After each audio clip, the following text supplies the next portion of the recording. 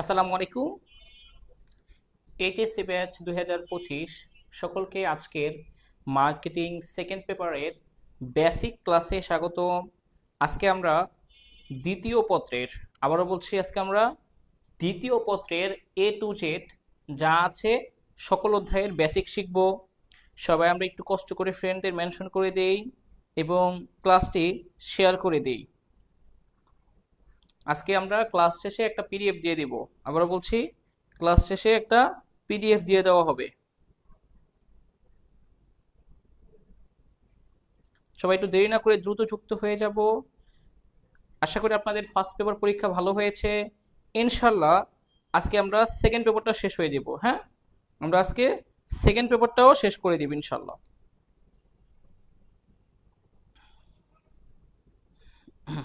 সবাই একটু ফ্রেন্ডদের মেনশন করে দেন।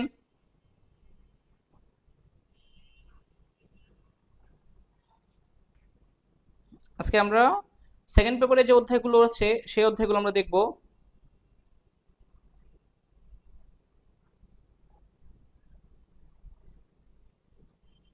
সবাই একটু তাড়াতাড়ি যুক্ত হয়ে যায়, আর সময় নষ্ট করব না, আমি দ্রুতই শুরু করে দিব। হ্যাঁ,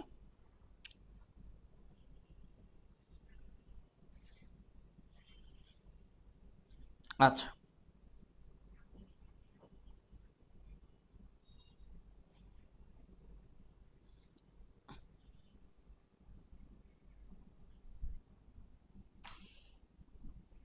প্রথমেই কিছু ধারণা দিয়ে রাখি আগে আপনাদের, বিষয়গুলো কিছু জানা দরকার আছে আপনাদের।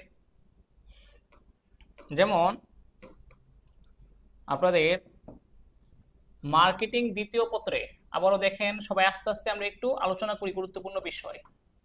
মার্কেটিং সেকেন্ড পেপার, এইখানে অধ্যায় রয়েছে প্রথম অধ্যায়, 3 অধ্যায়, 4 অধ্যায়, 5 অধ্যায়, 8 অধ্যায়। তো অধ্যায়ের নামগুলো বলছি। বিপণনের মৌলিক ধারণা, বিপণনের মৌলিক ধারণা। ফার্স্ট পেপারে 5টা অধ্যায় ছিল, সেকেন্ড পেপারে 5টা অধ্যায়। এই অধ্যায় 2 হচ্ছে বিপণন কার্যাবলী। অধ্যায় 4, অধ্যায় 3 এর পরে অধ্যায় 4 হচ্ছে বাজার বিভক্তিকরণ। বাজার বিভক্তিকরণ ও বিপণন মিশ্রণ আছে কি 4P, যেটা বিপণন মিশ্রণ। অধ্যায় 5 হচ্ছে পণ্য ও পণ্যের মূল্য নির্ধারণ। অধ্যায় 8 হচ্ছে বিপণন প্রসার। বিপণন প্রসার। তো বলে দিচ্ছি কি কি প্রশ্ন আসতে পারে, কয়টা থেকে প্রশ্ন আসবে। অধ্যায় 1 থেকে সাধারণত 2টি সিকিউ থাকে, অধ্যায় 3 থেকেও 2টি থাকবে, অধ্যায় 4 থেকে বেশিরভাগ সময় 2টি থাকে, কিন্তু অধ্যায় 5 থেকে আপনার একটি বেশি থাকে, 2টির জায়গায় একটি বেশি থাকবে।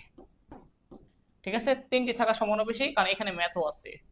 আর বিপণন প্রসার, সেখান থেকেও 2টি থাকে। তার মানে বুঝতে পারছেন, 5 দুগুণে 10, আর এই অধ্যায়টা একটু একটা এমসিকিউ বেশি, সৃজনশীল বেশি থাকবে। এ হচ্ছে টোটাল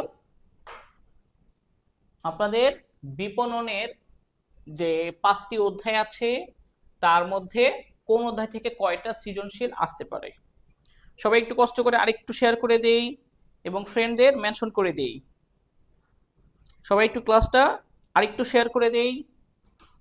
তো বুঝতে পারছেন যে আপনি কিভাবে পড়বেন, কোন অধ্যায়গুলো পড়বেন। এখন আমি প্রথম থেকে, একেবারে প্রথম অধ্যায় থেকে, যেগুলো শুধু গঘতে আসবে, শুধুমাত্র গ এবং ঘতে আসবে, এগুলো নিয়ে আলোচনা করব। ঠিক আছে, মানে যে প্রশ্নগুলোর সৃজনশীলগুলোতে গগহ থাকতে পারে, সেগুলোর বেসিকগুলো বুঝাবো, যেন আপনাদের উত্তর করতে সহজ লাগে।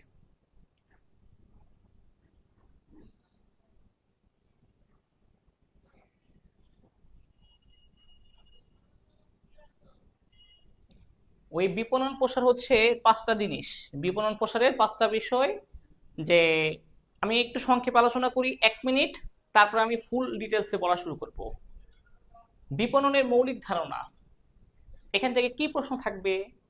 এখান থেকে থাকবে আপনার বিপণনের যে ক্রমবিকাশটা আছে, তারপরে বিপণনের যে 5টি মতবাদ আছে, এরপরে থাকবে হচ্ছে আপনার প্রয়োজন, অভাব, চাহিদা, এই বিষয়টা। তাহলে প্রথম অধ্যায় থেকে এইগুলোই যথেষ্ট। ক্রেতা ভ্যালু, ক্রেতা সন্তুষ্টি বুঝতে পারলেই হয়। 3 থেকে আসবে বিভিন্ন ধরনের উপযোগগুলো পড়ছিলেন না প্রথম অধ্যায়ে, ওইগুলোই আসবে। সাথে প্রমিতকরণ, পর্যায়িতকরণ, বিক্রয়িত সেবা প্রদান, এগুলো থাকবে হচ্ছে বিপণন কার্যাবলীতে। বাজার বিভক্তিকরণের যে 4টা আমাদের বিষয় আছে, বাজার বিভক্তিকরণের 4টা ভৌগোলিক, জনসংখ্যা ভিত্তিক এই বিভক্তিকরণের বিষয়টা আসবে। শিল্প বাজার, ভোক্তা বাজারের পার্থক্যটা থেকে প্রশ্ন আসবে। আর আসবে 4P, product price place promotion, এখান থেকে কার্যকর বাজার বিভক্তিকরণের 5টি আবশ্যকীয় শর্ত থাকবে। পণ্য ও পণ্যের মূল্য নির্ধারণ, বিশাল বড় অধ্যায়। পণ্য কাকে বলে, পণ্যের স্তর, পণ্যের জীবন স্তর 5টি, তারপরে আসবে পণ্যের প্রকারভেদ, পণ্যের মূল্য নির্ধারণ, বিভিন্ন ধরনের বার্তা অধ্যায়। এখানে অঙ্ক আছে কিন্তু, হ্যাঁ। বিপণন প্রসার, এখান থেকে প্রশ্ন আসবে হচ্ছে আপনার বিজ্ঞাপন, ব্যক্তিক বিক্রয়, তারপরে প্রচার সম্পর্কে, তারপরে আসবে বিক্রয় প্রসার সম্পর্কে, তারপরে আসবে প্রত্যক্ষ বিপণন এবং জনসংযোগ, এই 5টা বিষয়। বিশেষ করে বিজ্ঞাপনের যে মাধ্যমগুলো আছে, টেলিভিশন, সংবাদপত্র, এইগুলো থেকে আপনার পরীক্ষায় বেশি প্রশ্ন আসে।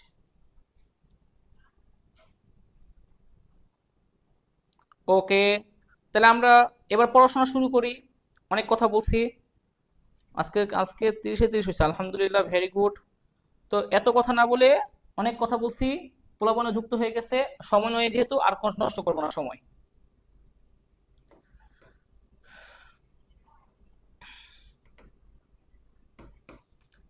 এটা আগে অনুধাবন করবেন, আগে বুঝতে হবে, এটা আগে আপনি কনসেপ্টটা ক্লিয়ার করতে চেষ্টা করেন।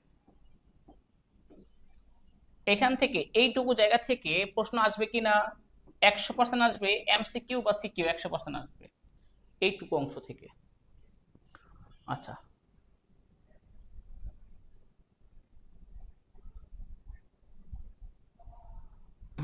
আচ্ছা, আমরা আগে শিখি, আগে বুঝেন, ক্লিয়ার হই। প্রয়োজন, অভাব, চাহিদা, বিপণনের মৌলিক ধারণা 5টি। এটা শুধুমাত্র এইচএসসি না, অ্যাডমিশনেও লাগবে। প্রয়োজন, অভাব, চাহিদা। এরপর হচ্ছে বিপণন অর্পণ। বিপণনের অর্পণের বিষয় কয়টি? 3টি, পণ্য, মূল্য এবং অভিজ্ঞতা। ভ্যালু ও সন্তুষ্টি, বিনিময় ও লেনদেন, বিনিময়, লেনদেন ও সম্পর্ক, বাজার। এইটা হচ্ছে দিয়ে বলবে নিচের কোনটি বিপণন মৌলিক ধারণা নয়, নিচের কোনটি বিপণনের মৌলিক ধারণা, এবং প্রয়োজন কি, অভাব কি, চাহিদা কি, সবগুলো বিষয় বুঝতে হবে। যেমন বাজার, সেটা হচ্ছে বর্তমান ও সম্ভাব্য ক্রেতার সমষ্টি। বর্তমান ও সম্ভাব্য ক্রেতার সমষ্টি, এটা হচ্ছে বাজার। বিনিময় কি আর লেনদেন কি বা সম্পর্ক, সম্পর্ক হচ্ছে, বিনিময় হচ্ছে আপনার মালিকানা হস্তান্তরের বিষয়টা, মালিকানা হস্তান্তর হবে। আর সম্পর্কের বিষয়টা হচ্ছে ক্রেতার সাথে সম্পর্ক, ক্রেতার সাথে সম্পর্ক। ভ্যালু ও সন্তুষ্টি, ভ্যালু মানে হচ্ছে সুবিধা, ভ্যালু মানে হচ্ছে সুবিধা, আর সন্তুষ্টির বিষয় হচ্ছে আপনার ক্রেতার সন্তুষ্টির বিষয়টা বোঝাবে। এখানে ক্রেতার সন্তুষ্টি এই বিষয়টা বোঝাবে। আচ্ছা, বিপণন অর্পণ, এই অর্পণের মধ্যে 3টা বিষয় আছে, পণ্য, সেবা, অভিজ্ঞতা।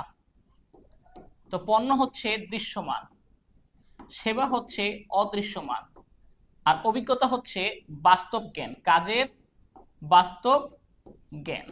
আর এটা একটু বুঝাইতে হবে ডিটেলসে, এটা আমি একটু ডিটেলসে বুঝাই নিচ্ছি। এখান থেকে সিকিউ বা এমসিকিউ আসবে, এটা একটু ডিটেলসে বুঝে নেন। প্রয়োজন,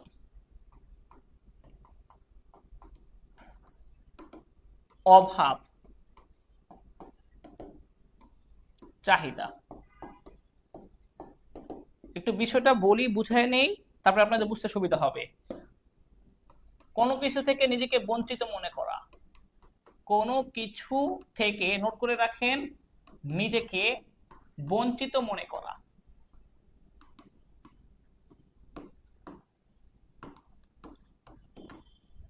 অভাব আপনার সংস্কৃতি ও ব্যক্তিত্ব নির্দিষ্ট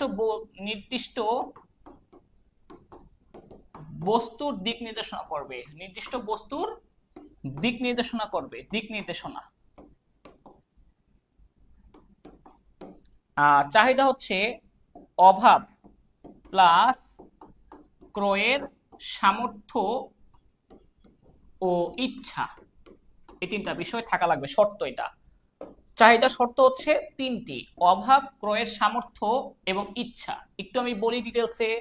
প্রয়োজন, কোনো কিছু থেকে নিজেকে বঞ্চিত মনে করা। যেমন আপনি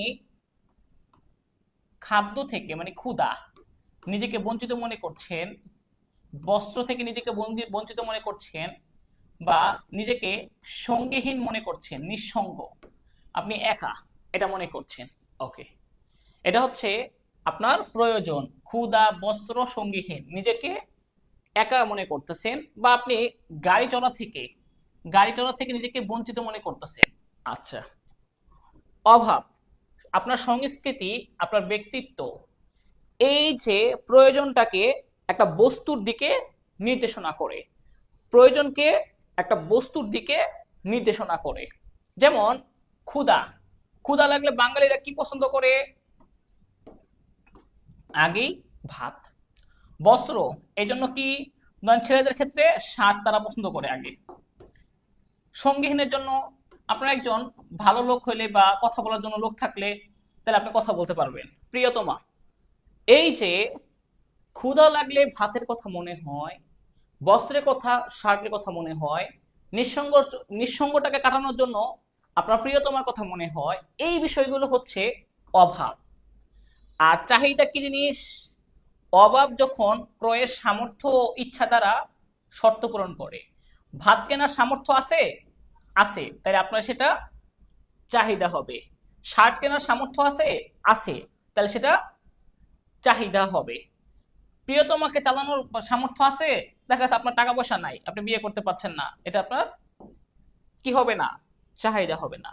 তার মানে বিষয়টা যদি আমি একটু ক্লিয়ার ভাবে বুঝাই, এই বিষয়টাকে, যে আপনার প্রয়োজন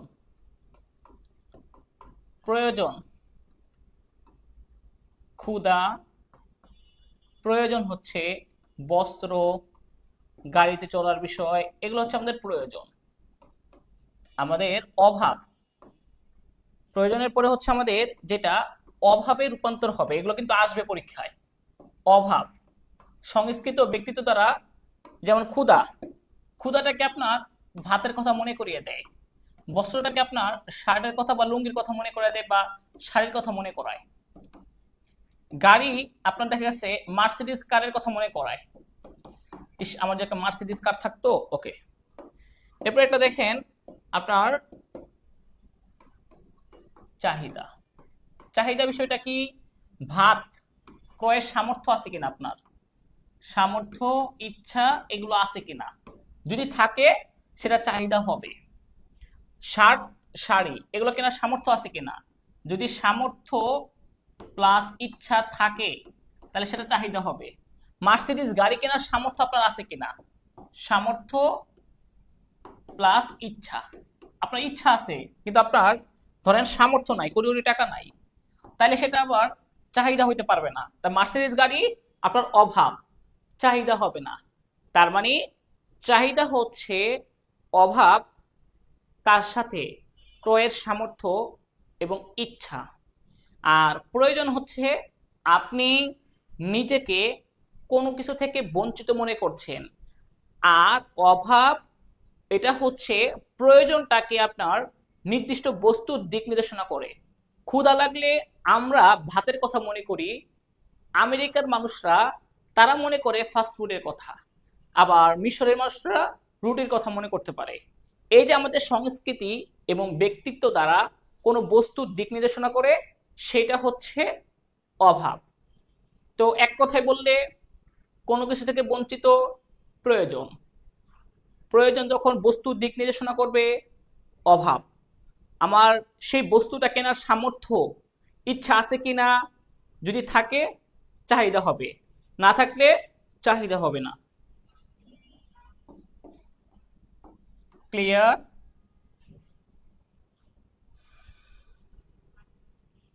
ওকে, এইটুকু আমি বুঝাইতে পারছি। প্রয়োজন, অভাব, চাহিদা, এটা থেকে যে প্রশ্ন আসবে 100%, কোনো গ্যারান্টি, কোনো মিস নাই।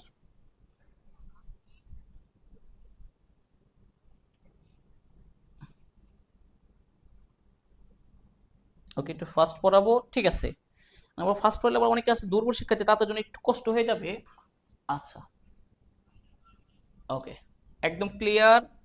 ওকে, হোসেন, জে সালামিন, সাফরিন, ওমর। ওকে, এরপরে আসেন এইটা, বিপণন মতবাদ। প্রশ্ন আসবে মোটামুটি 90% শিওর, এখান থেকে মতবাদ থেকে একটা প্রশ্ন থাকবে, বিপণন মতবাদ। তো একটা একটা করে বোঝাচ্ছি। উৎপাদন মতবাদ, পণ্য মতবাদ, বিক্রয় মতবাদ, বিপণন মতবাদ, সামাজিক বিপণন মতবাদ। উৎপাদন যে মতবাদ, এই অনুযায়ী আমরা মনে করি বা কাস্টমাররা মনে, ক্রেতারা সেই সকল পণ্য পছন্দ করবে যেগুলোর দামটা একটু কম এবং সহজে পাওয়া যায়, সহজে প্রাপ্তি। ক্রেতারা ওই ধরনের পণ্য পছন্দ করবে যেগুলোর দাম কম, সহজে প্রাপ্তি। এই জন্য আপনার উৎপাদন বাড়াইতে হবে। উৎপাদন যদি বেশি করেন, আপনার একক প্রতি খরচটা কম হবে। এই জন্য আপনার ওই ক্রেতাদেরকে আপনি তাদের কাছে পণ্য বিক্রি করতে পারবেন। তার মানে দাম একটু কম এবং সহজে আশেপাশের জায়গায় পাওয়া যায়, এই ধরনের পণ্য ক্রেতারা পছন্দ করে। এই যে একটা মতবাদ বা ধারণা, এটা হচ্ছে উৎপাদন মতবাদ। আর পণ্য মতবাদ অনুযায়ী মনে করা হয় ক্রেতারা ওই ধরনের পণ্য পছন্দ করবে যেগুলোর কার্যক্ষমতা বা যেগুলোর গুণগত মান বেস্ট। যেসব পণ্যের গুণগত মান বেস্ট, যেমন ক্রেতারা ওই ধরনের পণ্য পছন্দ করবে, আইফোন এই ধরনের পণ্য পছন্দ করবে, রোলেক্স ঘড়ি এই ধরনের পণ্য পছন্দ করবে। কারণ এগুলো সবাই কিনবে না, এগুলো একটু সমাজে আপনাকে একটু আলাদাভাবে পরিচিতি দিবে, এগুলোর কোয়ালিটি থাকে বেস্ট। যেমন বাটা জুতা, এগুলোর কোয়ালিটি বেস্ট থাকবে। তার মানে উৎপাদন মতবাদে চিন্তা করা হয় কম দামি জিনিস মানুষরা কিনবে, যেমন গুলিস্তানের পাঞ্জাবি, এটা হচ্ছে আমাদের উৎপাদন ধারণা অনুযায়ী। আর বিক্রয় ধারণা, এইটা আবার মনে করা হয় ক্রেতারা ওই ধরনের পণ্য পছন্দ করবে যত বেশি বিক্রয় দিব, যত বেশি আমি বিজ্ঞাপন দিব তত বেশি বিক্রয় হবে, তত বেশি মুনাফা হবে। মানে ক্রেতারা আপনার প্রচারণা দেখেই কিনবে, ক্রেতারা আপনার প্রচারণা দেখেই পণ্য ক্রয় করবে। বিষয়টা ক্লিয়ার? বিক্রয় ধারণা হচ্ছে ক্রেতারা দেখে কি, প্রচারণা, এই পণ্যের বিজ্ঞাপন বেশি, এটাই কিন। ভালো না খারাপ দেখার সময় নেই। কিছু লোক আছে না, অনলাইনে বিজ্ঞাপন দেখি ক্রয় করে, সেগুলো হচ্ছে বিক্রয় ধারণা। অর্থাৎ বেশি বেশি প্রচার, বেশি বেশি বিক্রয়, বেশি বেশি মুনাফা। তার মানে অধিক প্রচারের মাধ্যমে, অধিক প্রসারের মাধ্যমে বিক্রয় বাড়ানো হচ্ছে আপনার বিক্রয় মতবাদ। বিপণন মতবাদ, এই ক্ষেত্রে আবার কনসেপ্ট একটু ভিন্ন। এই ক্ষেত্রে আপনাকে বিপণন মতবাদে ক্রেতার প্রয়োজন, ক্রেতার অভাব, ক্রেতার চাহিদা, এগুলোকে গুরুত্ব দিতে হবে এবং ক্রেতা সন্তুষ্ট কিনা সেটা দেখতে হবে। ক্রেতা সন্তুষ্ট, এটাকে ফোকাস করা লাগবে। ঠিক আছে? মানে বিপণন ধারণা হচ্ছে অরিজিনাল যেটা বিপণনের ধারণা, যে to satisfy your customer by make a profitable and long term relationship with your customer, that is called marketing বা ক্রেতা সন্তুষ্টি অর্জনের মাধ্যমে আপনাকে ক্রেতার প্রয়োজন, অভাব, চাহিদা গুরুত্ব দিয়ে তারপরে ব্যবসা পরিচালনা করতে হবে। তার মানে আপনি যদি ক্রেতাকে সন্তুষ্ট করতে পারেন, আপনার বিক্রয় বাড়বে বা ক্রেতা সন্তুষ্টি বিষয়টাকে জোর দেওয়া হয়েছে। সর্বশেষ সামাজিক বিপণন ধারণা, এটা হচ্ছে শুধু আপনি প্রতিষ্ঠানে প্রফিট করলেই হবে না, আপনার প্রোডাক্টটা যেন পরিবেশের জন্য হুমকি স্বরূপ না হয়। এখানে পরিবেশ রক্ষা এই বিষয়টাকে তারা প্রাধান্য দিয়েছে, পরিবেশ রক্ষা করার বিষয়টা। শুধু প্রতিষ্ঠান মুনাফা অর্জন করলেই হবে না, যেন প্রতিষ্ঠানও মুনাফা অর্জন হয়, আবার ক্রেতারা সন্তুষ্টি হয় এবং পরিবেশও রক্ষা পায়। অর্থাৎ পরিবেশকে রক্ষার বিষয়টিকে তারা আলাদাভাবে এই মতবাদে চিন্তা করেছে।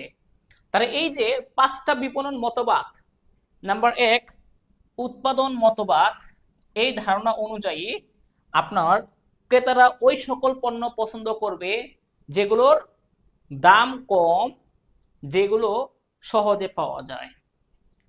পণ্য ধারণা অনুযায়ী ক্রেতারা ওই সব পণ্য পছন্দ করে যেগুলো কোয়ালিটি বেস্ট, যেগুলো আপনার গুণগত মান সবচেয়ে ভালো। আচ্ছা, এগুলো সবাই কিনে না, এগুলো হচ্ছে কিনে মানে বড়লোক ব্যক্তিরা, আর এগুলো হচ্ছে গরিব ব্যক্তিরা। আর বিক্রয় ধারণা, এটা হচ্ছে বেশি বেশি প্রচারণা করবেন, বেশি বেশি বিক্রয় বৃদ্ধি পাবে, বেশি বেশি মুনাফা হবে। কিছু আছে না আবেগী মানুষ, অনলাইনে বিজ্ঞাপন দেখবে, অফলাইনে বিজ্ঞাপন দেখবে, তাতেও কিনে আসবে, ওই প্রোডাক্টটা ভালো খারাপ যাচাই করে না। বর্তমানে তো আমরা এরকম পাগল, সবাই বিজ্ঞাপন দেখেই খুশি হয়ে যায়, কিনতে চাই। এটা হচ্ছে বিক্রয় ধারণা। আর বিপণন ধারণা অনুযায়ী চিন্তা করা হয় ক্রেতা সন্তুষ্টি করতে হবে, এই জন্য আপনাদের রুচি, আপনাদের আকাঙ্ক্ষা, আপনাদের চাহিদাটা জেনে তারপরে বিক্রয় পরিচালনা সকল কাজ করতে হয়। আর সামাজিক বিপণন ধারণা হচ্ছে পরিবেশকে গুরুত্ব দেয়, পরিবেশ রক্ষার বিষয়টিকে তারা যথাযথভাবে চিন্তা করে। আশা করি বুঝতে পেরেছেন। বলেন এটুকু ক্লিয়ার কিনা?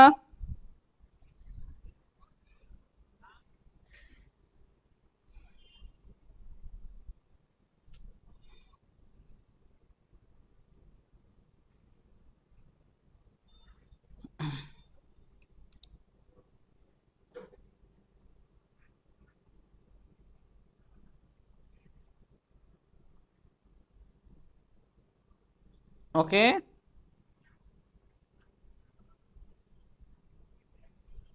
আচ্ছা ঠিক আছে। তারপর আসেন, এটা কিন্তু একটু কঠিন প্রশ্ন ছিল, মানে এই মতবাদগুলো অনেক কঠিন ছিল। আর তার মধ্যে আপনার এই যে পণ্য মতবাদ, বিক্রয় মতবাদ, এগুলো বেশি আসে। পণ্য এবং বিক্রয় মতবাদ, এইটা এখান থেকে হচ্ছে বিপণনের ক্রমবিকাশটা কিভাবে আসছে। এই যে বিপণনটা ক্রমবিকাশ, এটা থেকে প্রশ্ন আসে আপনার, বিশেষ করে এই যে এটা আত্মনির্ভরশীলতা যুগ আর মোবাইল মার্কেটিং যুগ। বিপণনের ইতিহাসে কি দেখতে পান?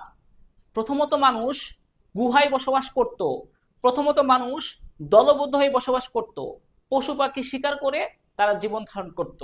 এটা হচ্ছে আত্মনির্ভরশীলতার যুগ। এখানে মানুষ নিজের খাবার নিজেরাই উৎপাদন করত, পশু শিকার করে জীবন ধারণ করত। তারপরে হচ্ছে দলবদ্ধ হয়ে গুহায় বসবাস করত, দলবদ্ধ হয়ে গুহায় বসবাস করত। বিনিময় যুগ, এই বিনিময় যুগে আপনারা দেখা যায়, বিনিময় যুগে কি হয়েছে, দ্রব্যের বিনিময় দ্রব্যের পূরণ। আপনি আমাকে আম দিবেন, আমি আপনাকে কাঁঠাল দিব, দ্রব্যের বিনিময় দ্রব্য। টাকা পয়সা উৎপাদন হয় নাই তখনো, বা চালু হয় নাই। উৎপাদন যুগ, এখানে মানুষ চিন্তা করলো যে না, আমার যতটুকু উৎপাদন করা প্রয়োজন তার চেয়ে আমি একটু বেশি উৎপাদন করি, এবং বাড়তি উৎপাদনটা আমি কি করতে পারবো, বিক্রি করতে পারবো। এই জন্য বেশি বেশি উৎপাদনটাকে মানুষ গুরুত্ব দেওয়া শুরু করছে 1860 সালে। সালটা মনে রাখেন, 1860 সালে উৎপাদন ও ভোগ ব্যবস্থার পৃথক এবং পরিবহন ব্যবস্থার উন্নয়ন ঘটছে। এগুলো হচ্ছে আপনার উৎপাদন যুগে। 4 নম্বর যুগ বিক্রয় মতবাদ, 1900, সালটা ভুল হয়েছে, এটা 1920 হবে, 1920 সাল। ওকে, এটা কি হয়েছে, এটা আপনার এইখানে ব্যাপক প্রসার, বিক্রয় প্রসার রিলেটেড কার্যক্রম শুরু হয়েছে। বিক্রয় প্রসার মানে বিজ্ঞাপনের কাজ শুরু হয়েছে এই বিক্রয় যুগে। এখন মানুষ কি করতো, যে বিক্রয় যুগে মানুষ বেশি বেশি করে প্রচার প্রচারণা করতে পারতো, প্রচার প্রচারণার বিষয়টাকে প্রাধান্য দিয়েছে বিক্রয় যুগে। ঠিক আছে, এই যে বিজ্ঞাপন রিলেটেড কাজ শুরু হয়েছে তখন বিক্রয় যুগ। এগুলোতে বেশি আসে না, পরীক্ষায় আসবে এটা, আবারও বলছি পরীক্ষায় আসবে এটা, এটা আসবে পরীক্ষায়, বেশিরভাগ বোর্ডে এই প্রশ্নটা আসবে। একটা দেখো বিপণন যুগ, এখানে আপনার ক্রেতাকে গুরুত্ব দেওয়া শুরু হয়েছে, উৎকৃষ্ট মানের পণ্য উৎপাদন ছাড়াও ক্রেতাদের সর্বোচ্চ সন্তুষ্টি বিধানকে এখানে গুরুত্ব দেওয়া হয়েছে। সামাজিক বিপণন যুগ, এই সামাজিক বিপণন যুগে সমাজকে গুরুত্ব দেওয়া শুরু হয়েছে, মানুষ বিপণনের সাথে সমাজকেও গুরুত্ব দিত। আর সম্পর্ক ভিত্তিক বিপণন যুগ, ক্রেতার সাথে সম্পর্ক, ক্রেতার সাথে সম্পর্ক করত দীর্ঘমেয়াদী, যেন দীর্ঘমেয়াদী তাদের সাথে সম্পর্ক গড়ে ওঠে। আর এইটা আসবে পরীক্ষায়, এইটা সামাজিক বিপণন যুগ, এটা একটু বুঝাই। দেখেন না, বর্তমানে ফেসবুক প্লাস ইউটিউবে আপনারা কি দেখেন, অনেক ধরনের বিজ্ঞাপন কাজ দেখেন না, ফেসবুক ইউটিউবের মাধ্যমে দামি দামি পণ্যের ব্র্যান্ডিং করে সেগুলোর প্রচার প্রচারণা করে, এইটা হচ্ছে পরীক্ষায় আসবে। সবচেয়ে আধুনিক যে ক্রমবিকাশ সামাজিক যোগাযোগ যুগ বা মোবাইল মার্কেটিং যুগ, এটা পরীক্ষায় আসবে। এটা আসবে হচ্ছে গতে বা ঘতে, এই সামাজিক যোগাযোগ যুগ বা মোবাইল মার্কেটিং যুগ, এটা থেকে গুরুত্বপূর্ণ। এরপর আসেন বাজার, তো বললামই, বাজার হচ্ছে বর্তমান ও সম্ভাব্য ক্রেতার সমষ্টি, যেখানে দামাদামি হবে, যেখানে আপনার ক্রেতা বিক্রেতা তাদের মধ্যে এক জায়গায় থাকবে, দর কষাকষি এবং একটা স্থান থাকবে, এগুলো হচ্ছে বাজারের বৈশিষ্ট্য। আর বিক্রয় বিপণন তো বুঝাইছি, এগুলো লাগবে না। ওকে, বাজার আর বিপণনের পার্থক্য খুব দরকার নাই, এই অর্থনৈতিক গুরুত্বগুলো এটা আসে এমসিকিউতে, আজকেও তো দেখলেন তাই না, এটা আসবে এমসিকিউতে, এমসিকিউ সময় এগুলো দেখাবো। ওকে, বিক্রয় বাজার এগুলো থেকে এখান থেকে লাগবে, এগুলো আমরা উৎপাদন কার্যাবলী দেখাই, আমাদের এখান থেকে লাগবে, এটার প্রথম অধ্যায় থেকে ওইটুকুই লাগবে। আর দ্বিতীয় অধ্যায় থেকে একটু দেখেন যে যেগুলো লাগবে আমি একটু বলে দিচ্ছি, এটাতে একটু লিখে পড়াই তাহলে আপনাদের জন্য সুবিধা হয় মনে হচ্ছে, কারণ স্লাইড করা থাকলে স্লাইড আগে দেখে ফেলেন তাহলে আর বুঝতে সুবিধা হয় না। যেমন বিপণন কার্যাবলী অধ্যায় 3, বিপণন কার্যাবলী, এখান থেকে কি কি আসবে, বিভিন্ন ধরনের উপযোগগুলো, আবারও বলছি বিভিন্ন ধরনের যে উপযোগগুলো আছে না, এগুলো থেকে প্রশ্ন হবে। যেমন উপযোগগুলোর মধ্যে রয়েছে কে কোনগুলো এটা দূর করে, উপযোগগুলো দূর করে কারা, বা কিভাবে উপযোগগুলো দূর হয়। যেমন আপনারা বলতে পারেন উপযোগগুলোর মধ্যে রয়েছে আপনার সত্যগত উপযোগ, তারপরে হচ্ছে আমাদের স্থানগত উপযোগ,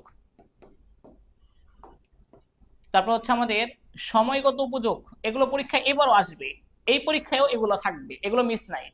তারপর হচ্ছে আমাদের অর্থগত উপযোগ, অর্থগত, তারপর হচ্ছে আমাদের তথ্যগত, তারপর হচ্ছে আমাদের ঝুঁকিগত উপযোগ, এবং আছে আমাদের মানগত উপযোগ, মান। এ হচ্ছে আমাদের বিপণনের কার্যাবলীর যে উপযোগগুলো এখান থেকে থাকবে। কি কি, সত্যগত হচ্ছে বিনিময় কার্যাবলী, যেটা সৃষ্টি করে হচ্ছে ক্রয় বিক্রয়ের মাধ্যমে, ক্রয় বিক্রয় সত্যগত উপযোগ সৃষ্টি করে। স্থানগত উপযোগ সৃষ্টি করে হচ্ছে পরিবহন, সময়গত উপযোগ সৃষ্টি করে হচ্ছে গুদামজাতকরণ, যেটা এবার পরীক্ষায় আসছে, কালকে পরশুর জন্য পরীক্ষা আসবে। অর্থগত উপযোগ সৃষ্টি করে হচ্ছে ব্যাংক, তথ্যগত উপযোগ সৃষ্টি করে হচ্ছে প্রচার প্রচারণা, ঝুঁকিগত উপযোগ সৃষ্টি করে হচ্ছে ঝুঁকি বীমার মাধ্যমে, বীমা। মানগত উপযোগ সৃষ্টি করে হচ্ছে প্রমিতকরণ, প্রমিতকরণ এবং তার সাথে আছে পর্যায়িতকরণ, পর্যায়িতকরণ, এগুলো পরীক্ষা আসবে গগ হতে। এইটুকু যারা পারবে তারা পরীক্ষায় আপনার আরেকটা মোটামুটি বলা যায় এই গগ পেরে যাবে, একটা সৃজনশীল, একটা বা দুইটা সৃজনশীল আসতে পারে, দুইটা সিকিউ আসতে পারে এখান থেকে, দুইটা সিকিউ শুধু এই অংশ থেকে, এইটুকু জায়গা থেকে। সত্যগত এটা হচ্ছে বিনিময়গত উপযোগ সৃষ্টি করে, বিনিময় সংক্রান্ত কাজ, ক্রয় বিক্রয়ের মাধ্যমে সত্যগত উপযোগ সৃষ্টি হয়, পরিবহনের মাধ্যমে স্থানগত উপযোগ সৃষ্টি হয়, গুদামজাতকরণের মাধ্যমে সময়গত উপযোগ সৃষ্টি হয়, ব্যাংকের মাধ্যমে অর্থগত উপযোগ সৃষ্টি হয়, তারপরে প্রচারের মাধ্যমে তথ্যগত উপযোগ সৃষ্টি হয় বা জ্ঞানগত, বীমার মাধ্যমে ঝুঁকিগত অভিযোগ সৃষ্টি হয়, প্রমিতকরণ আর পর্যায়িতকরণটা লাগবে। এটা আমি যা আশা করি সবাই এটা ক্লিয়ার, কারণ এটা আপনারা অনেক পড়ছেন, এইটুকু অংশ বিষয়টা ক্লিয়ার। এইটা দেখেন, এইটা অনেকে বুঝেন না। প্রমিতকরণ এবং পর্যায়িতকরণ এই দুইটার পার্থক্যটা অনেকেই বুঝতে পারেন না। প্রমিতকরণ, পর্যায়িতকরণ। প্রমিতকরণ কি? এটা হচ্ছে পণ্যের আকার, রং, ওজন ইত্যাদির উপর ভিত্তি করে পণ্যের মান নির্দিষ্ট করা, পণ্যের মান নির্দিষ্টকরণ প্রমিতকরণ। আর পর্যায়িতকরণ হচ্ছে পণ্যকে বিভিন্ন ভাগে সাজানো, এটা আসবে পরীক্ষায়। পণ্যকে বিভিন্ন ভাগে সাজানো, নিশ্চিত থাকেন এটা আসবে এই পরীক্ষায়, প্রমিতকরণ পর্যায়িতকরণ। এবং বিভিন্ন ভাগে বিভক্ত করা, বিভিন্ন ভাগে বিভক্ত করা। এছাড়া আরো দুই একটা বিষয় দেখেন, প্রমিতকরণ, এই প্রমিতকরণটা হচ্ছে আমাদের মানসিক কাজ, মানসিক কাজ। পর্যায়িতকরণ হচ্ছে আমাদের শারীরিক কাজ। এছাড়া যেটা লাগবেই সেটা হচ্ছে এরকম প্রমিতকরণ। এই প্রমিতকরণ হচ্ছে যেমন হচ্ছে আপনার প্রমিতকরণ বিষয়টা হচ্ছে যেমন বড় বড় ইলিশ মাছ, সেগুলোর দাম নির্ধারণ করলেন 1200 টাকা। আর মাঝারো ইলিশ মাছ, সেগুলোর দাম নির্ধারণ করলেন 1000 টাকা। ছোট ছোট জাটকা মাছ, সেগুলো আপনি নির্ধারণ করলেন 600 টাকা। এটা হচ্ছে প্রমিতকরণের সাথে সম্পর্কিত। বা আপনি ডিম, হাঁসের ডিম 20 টাকা করে, আপনি হাঁসের ডিম ধার্য করলেন 20 টাকা। আর যে মুরগির ডিমগুলোকে ধার্য করলেন 15 টাকা। আবার কোয়েল পাখির ডিম, কোয়েল পাখির ছোট ছোট ডিম একটা 5 টাকা করে ধার্য করলেন। এইটা হচ্ছে আমাদের সম্পর্ক প্রমিতকরণের সাথে। এটা প্যাচ লাগাবেন না। বড় মাছ, ছোট মাছ, মাঝারো মাছগুলোর দাম নির্ধারণ করার সাথে সম্পর্কিত, অনেকটা মানের সীমা, মানের মৌলিক সীমা নির্ধারণ করছেন। আর পর্যায়িতকরণটা হচ্ছে ধরেন grade A, grade B, grade C, এটা দ্বারা আলাদা করেছেন, এটা দ্বারা আলাদা করেছেন। যেমন আপনি যেগুলো দেখেন যে বড় বড় ইলিশ মাছগুলো এক পাশে, বড় বড় ইলিশ মাছগুলো এক সাইডে রাখছে, সাজিয়ে রাখছে, এটা সাজিয়ে রাখছে। মাঝারো ইলিশ মাছগুলো একটু এই পাশে সাজিয়ে রাখছে, মাঝারো ইলিশ মাছগুলো। আর ছোট ছোট ইলিশ মাছগুলো এইখানে সাজিয়ে রাখছে, সাজায় রাখা। বা আপনি যখন দেখেন না আপেলের দোকানে মিষ্টি আপেলগুলো এক পাশে সাজানো, তারপরে হচ্ছে চাইনিজ আপেলগুলো আরেক পাশে সাজানো সাজানো, এবং দেখা যায় যে আপেলগুলো ডায়াবেটিস প্রতিরোধী সেগুলো এক পাশে সাজানো। এগুলো হচ্ছে পর্যায়িতকরণ। প্রমিতকরণ হচ্ছে পণ্যের রং, আকার, গুণাগুণ ইত্যাদির উপর ভিত্তি করে পণ্যের মানের মৌলিক সীমা নির্ধারণ। আর পর্যায়িতকরণটা হচ্ছে পর্যায়ক্রমে সাজানো, আবারও বলছি বিভিন্ন শ্রেণীতে বিভক্ত করা, পণ্যের প্রমিতকরণ অনুযায়ী বিভিন্ন ভাগে ভাগ করা, A grade, B grade, C grade. যেমন আপনাদের শিক্ষার্থীদের মধ্যে যারা এ প্লাস পাওয়া শিক্ষার্থী তাদের আমি এক জায়গায় করলাম, যারা এ বা এ মাইনাস পাবে তাদের আরেক জায়গায় করলাম, যারা তার চেয়ে কম পাবে তাদের আলাদা করলাম। এটা হচ্ছে পর্যায়িতকরণ। আর এ প্লাস পাওয়া শিক্ষার্থী দেখা যাচ্ছে আমি বললাম এগুলোর মূল্য হচ্ছে এক একটার দাম 1 কোটি টাকা। আর যারা এ মাইনাস পাবে তাদের মূল্যগুলো হচ্ছে ধরলাম 80,000, 1 লাখ এরকম। আর যারা ফেল করবে তাদের কোনো মূল্যই নাই। এই বিষয়টা হচ্ছে প্রমিতকরণ। আগে প্রমিতকরণ করা হয়, তারপরে পর্যায়িতকরণ করা হয়। এই দুইটা বিষয় ক্লিয়ার কিনা জানান। এটা আসবে পরীক্ষায়, এটা পরীক্ষায় আসবে।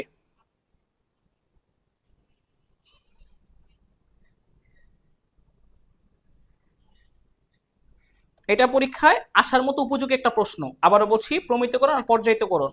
আর তৃতীয় অধ্যায়টা সহজ, তৃতীয় অধ্যায়টা একটু ইজি। ওকে, অনেকেই বলছেন বুঝতে পেরেছেন। আচ্ছা, এরপরে এই অধ্যায় থেকে আসতে পারে বিক্রয়োত্তর সেবা। এটা আসবে বিক্রয়োত্তর সেবা। পণ্য বিক্রয়ের পরেও ক্রেতাদের সেবা দেওয়া, ক্রেতাদের সেবা দান। যেমন আপনি হতে পারে এরকম, তাকে একটা ওয়ারেন্টি দিচ্ছেন যে আপনাকে 2 বছরের ওয়ারেন্টি দেওয়া হলো, বা 7 দিনের গ্যারান্টি দেওয়া হলো, বা পণ্য হোম ডেলিভারি করা হবে, হোম ডেলিভারি দেওয়া হবে। এটা হচ্ছে বিক্রয়ত সেবা। সাধারণত আপনার ইলেকট্রনিক পণ্যে এটা দেওয়া হয় বেশি, ইলেকট্রনিক্স পণ্যে এটা বেশি দেওয়া হয়, টিভি, ফ্রিজ, এসি, এসব কিছুতে এটা আসবে। বিক্রয়োত্তর সেবাটা গুরুত্বপূর্ণ, ঠিক আছে। তার মানে তৃতীয় অধ্যায় থেকে কি কি প্রশ্ন আসবে একটু সহজ কথা বলি। তৃতীয় অধ্যায় হচ্ছে বিপণন কার্যাবলী। এখানে আসবে বিপণন কার্যাবলী গুলো কি কি, যেমন একটা হচ্ছে বিনিময় কার্যাবলী, যেটা হচ্ছে ক্রয় বিক্রয়, যা সত্যগত অভিযোগ সৃষ্টি করে। একটা হচ্ছে আমাদের সত্যগত বিনিময় কার্যাবলী, আর এরপর হচ্ছে আমাদের 3টা আছে আরো, যে আমাদের গুদামজাতকরণ সময়গত অভিযোগ সৃষ্টি করে, তারপর হচ্ছে আমাদের পরিবহন, যেটা হচ্ছে স্থানগত অভিযোগ সৃষ্টি করে, আর আরেকটা টপিকস হচ্ছে মৌরকীকরণ। এটা ফার্স্ট পেপারে পড়ছেন অনেকে, মৌরকীকরণ সেটা হচ্ছে পণ্যকে নষ্ট থেকে রক্ষা করে, নষ্ট হতে রক্ষা করে, পণ্যকে আকর্ষণীয় করে করে পণ্যের বাহ্যিক আবরণ, পণ্যের বাহ্যিক আবরণ, এই বিষয়টা মনে রাখবেন, এটা আসতে পারে। এছাড়া আমাদের আরো বিষয় হচ্ছে, যেমন ব্যাংক কি কাজ করে, ব্যাংক আমাদের অর্থ দিয়ে অর্থগত উপযোগ সৃষ্টি করে, বীমা আমাদের ঝুঁকিটা নিজের কাঁধে তুলে নেয়। ব্যবসা বাণিজ্যে অনেক ধরনের ঝুঁকি আছে, লস হইতে পারে, আগুনে পড়ে যেতে পারে পণ্য, এসব কাজগুলো করে থাকে। বা বিজ্ঞাপনের মাধ্যমে আমরা তথ্যগত উপযোগ পাই, তথ্যগত জ্ঞানগত পণ্য সম্পর্কে জানতে পারি। এইগুলো হচ্ছে তৃতীয় অধ্যায় থেকে আসবে। তৃতীয় অধ্যায়টা মোটামুটি ইজি। তাহলে 1 আর 3টা বিষয়টা ক্লিয়ার। এক অধ্যায়টা যেহেতু অনেক বড়, আমি একবার সামারি করে দিচ্ছি এক অধ্যায়টা। অধ্যায় 1 থেকে কি আসবে? বিপণন ক্রমবিকাশ, এটা আসবে বিশেষ করে লাস্টের যুগটা। এখান থেকে আসবে হচ্ছে শেষ যুগটা বেশি ইম্পর্টেন্ট।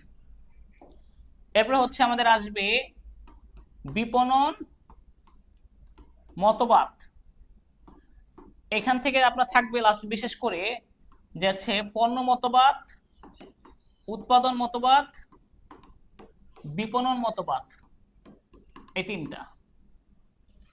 এরপরে হচ্ছে আপনার থাকবে হচ্ছে প্রয়োজন, অভাব, চাহিদা। এইটার কনসেপ্ট ক্লিয়ার থাকা লাগবে, এটার কনসেপ্ট যেন কোনোভাবেই ভুল না হয়, মাস্ট ক্লিয়ার থাকতে হবে। এরপরে হচ্ছে আপনার প্রথম অধ্যায় থেকে থাকবে যে ক্রেতা ভ্যালু ও সন্তুষ্টি, ক্রেতা ভ্যালু। এটা থেকে থাকবে হচ্ছে পণ্য থেকে প্রাপ্ত সুবিধা, প্রাপ্ত সুবিধা মাইনাস ব্যয়িত অর্থ, এটা থাকবে। এরপরে প্রথম অধ্যায় থেকে থাকার মতো একটা প্রশ্ন হচ্ছে আপনার সন্তুষ্টি, ক্রেতার সন্তুষ্টি। এটা ক্রেতা সন্তুষ্টি হচ্ছে আনন্দ ও হতাশার অনুভূতির বিষয়টা, আনন্দ ও হতাশার অনুভূতি। এছাড়া আপনার কিছু প্রশ্ন থাকে, বিপণন একটি ভোক্তামুখী প্রক্রিয়া, এটা আসবে। বিপণন ভোক্তামুখী প্রক্রিয়া, ভোক্তামুখী প্রক্রিয়া মানে ভোক্তাকে কেন্দ্র করে সকল কার্যক্রম গড়ে ওঠে। শেষ প্রথম অধ্যায় হচ্ছে এগুলো। 100%, এখানে মিস নাই, দুইটা সৃজনশীল আসবে এখান থেকে, দুইটি সিকিউ। এ হচ্ছে আপনার কোর টপিকস প্রথম অধ্যায়ের। বিপণনের ক্রমবিকাশ, বিপণনের মতবাদ, প্রয়োজন অভাব চাহিদা, ক্রেতা ভ্যালু, সন্তুষ্টি, আর বিপণনের একটি ভোক্তামুখী প্রক্রিয়া।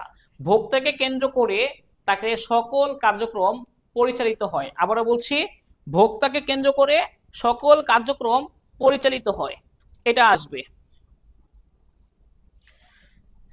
তাহলে অধ্যায় 3 থেকে কি আসবে? অধ্যায় 3 এখান থেকে থাকবে হচ্ছে যে বিপণন কার্যাবলীর মধ্যে উপযোগগুলো, বিভিন্ন ধরনের উপযোগ, তারপর হচ্ছে বিক্রয়োত্তর সেবা এবং থাকবে হচ্ছে বাজার তথ্য সংগ্রহ। বাজার তথ্য সংগ্রহ এই বিষয়টা থাকবে। বাজার তথ্য সংগ্রহটা কি? বাজারে ক্রেতার রুচি, আগ্রহ, তার সামর্থ্য, বাজারে তার পণ্য ক্রয়ের যে সামর্থ্য আপনার প্রতিযোগী কারা আছে সেই সম্পর্কে তথ্য সংগ্রহ করতে হয়। এইটুকু জায়গা থেকে আসবে দুইটি সিকিউ। তার মানে বুঝতে পারছেন, যারা একেবারেই দুর্বল 3 অধ্যায়টা তাদের জন্য ট্রাম্প কার্ড। এই 3 অধ্যায় দিয়ে তারা সৃজনশীল ভালো লিখতে পারবেন। ঠিক আছে, ওকে। আচ্ছা, এরপর আমি একটু সামনে বাড়ি, এবার একটু কঠিন পর্যায়ে যাব। এখন হচ্ছে অধ্যায় 4, যেটা অধ্যায় 4, এখান থেকে কি থাকবে আমি বলি। যেমন একটা থাকবে হচ্ছে বিপণন মিশ্রণ। এখানে থাকবে হচ্ছে বিপণন মিশ্রণ হচ্ছে যেমন মাঝখানে থাকে হচ্ছে ভোক্তা, তাকে কেন্দ্র করে আপনার যাবতীয় কাজ সম্পন্ন হবে। ভোক্তাকে কেন্দ্র করে সকল কাজ সম্পন্ন হয়। যেমন হচ্ছে পণ্য আপনার কি হবে? প্রোডাক্ট। মূল্য আপনার কি হবে? প্রাইস। কোথায় আপনি প্রমোশন প্লেস করবেন? বন্টন, প্রসার। এজন্য এটাকে বলা হয় কি? ভোক্তাই রাজা। এটা আসবেই, ভোক্তাই রাজা। এইটুকু প্রশ্ন কনসেপ্ট এখান থেকে একটা সিকিউ, হ্যাঁ, একটি সিকিউ থাকবে এখান থেকে। এবার আপনি মুখস্থ করেন আর না করেন। পণ্য, মূল্য, বন্টন, প্রসার, এই ধরনের কার্যক্রম। পণ্য বলতে কি বোঝায়? পণ্য বলতে আমরা যেটা বুঝি, পণ্যের গুণাগুণ, পণ্যের বৈশিষ্ট্য, পণ্যের মৌলিকীকরণ, তারপর পণ্যের আকার বা ডিজাইন, এগুলোর সাথে সম্পর্কিত। মূল্য হচ্ছে আপনার পণ্যের ডেলিভারি বাকি সময় বা বিক্রয় শর্ত, তারপর হচ্ছে ডেলিভারি টাইম, তারপর হচ্ছে আপনার বাট্টা, ছাড়, এগুলো হচ্ছে মূল্যের সাথে সম্পর্কিত। বন্টন, তার সাথে রয়েছে মজুদ, তারপর হচ্ছে আপনার পরিবহন, এগুলো হচ্ছে আমাদের বন্টনের সাথে সম্পর্কিত। মজুদ, পরিবহন। আর প্রসার হচ্ছে বিজ্ঞাপন, ব্যক্তিক বিক্রয়, এগুলোর সাথে সম্পর্কিত। ওকে, ইজ ইট ক্লিয়ার?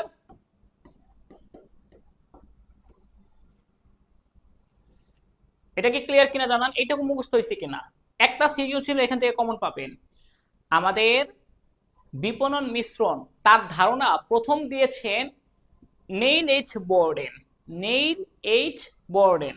আচ্ছা, এরপরে বিপণনের 4টা 4P হচ্ছে product, price, place, promotion. Product পণ্যের সাথে সম্পর্কিত, পণ্যের মৌলিকীকরণ কেমন হবে, পণ্যের নকশা কেমন হবে, পণ্যের বৈশিষ্ট্য কি কি থাকবে। প্রাইস মূল্যের সাথে সম্পর্কিত, মূল্য, বাকির শর্ত, বিক্রয় যে শর্ত থাকে, পরিশোধের সময়, তারপর হচ্ছে পণ্যের ডেলিভারির সময়, তারপর হচ্ছে আপনার এই বাট্টা এবং ছাড়, মূল্যের সাথে সম্পর্কিত। বন্টন, আপনি এটা কোথায় বন্টন করছেন, কোন স্থানে, পরিবহন বিষয়টা এটার সাথে সম্পর্কিত। সমাবেশ এর সাথে সম্পর্কিত।